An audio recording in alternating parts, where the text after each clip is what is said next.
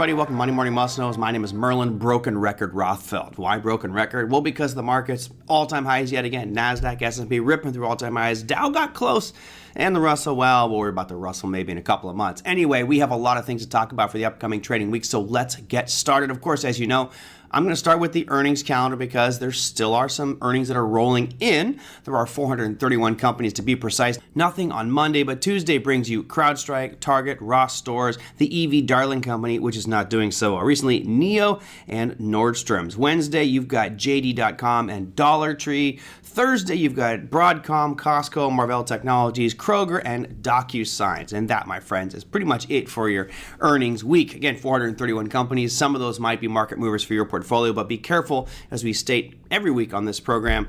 It doesn't matter whether they come out with good earnings, bad earnings, because they may lower their forecast, raise their forecast, and anything can happen. So be careful with all of those on earnings. Now let's get to some bigger picture items. We're going to talk about rate statements. No, not the U.S. We do have across the border coming through. That's right. Well, across the border, we've got our neighbors to the north. That is going to be the Bank of Canada coming in at 5%. Right now, they're currently at 5%. They're expected to stay the same.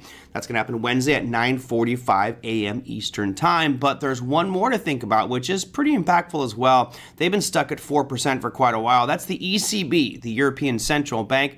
Right now, they're at 4.5%, and expectations are they're going to stay at 4.5%, although I have heard that there's talk about them potentially raising or lowering. Who knows? It's all speculation at this point. Right now, the general market consensus is staying the same at 4.5%. That will be Thursday at 8:15 a.m.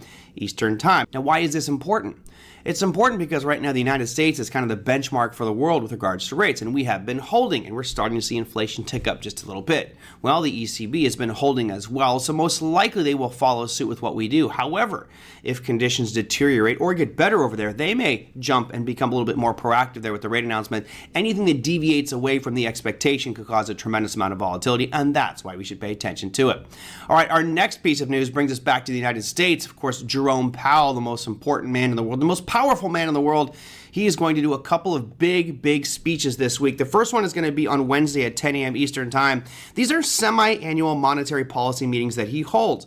The first one, again, is Wednesday. That will be in front of the House Financial Services Committee. And then the next day, on Thursday, he goes in front of the Senate Banking Committee. Now, I expect there to be a bit of fireworks, a bit of grilling on Jerome Powell and what he's doing for inflation and GDP and unemployment, all these things that they're supposed to be looking at. And maybe some of his comments could cause more volatility in the market. The important part to know is he will be speaking at that time, so I would expect there to be sharp moves up and down throughout his presentations based off what he says. And finally, we bring us to our last piece of information for the week, which is actually a five-fer. That's going to be the unemployment and jobs data. We'll kick things off early in the week. That's right. We start off with the ADP non-farm employment change on Wednesday at 8:15 a.m. Eastern Time, followed up on that same day at 10 a.m. by JOLTS job openings. Now, the ADP non-farm employment change is certainly the bigger of those two, but either one could have an impact. We have our standard unemployment claims coming out on Thursday, and then finally, we have our unemployment rate and non-farm employment change. Right now, the expectation is that we're going to see a significant decline in non-farm employment change, going from 353,000 jobs to only 190,000 jobs. That's a pretty big contraction. However, the unemployment rate itself is expected to stay right at 3.7%.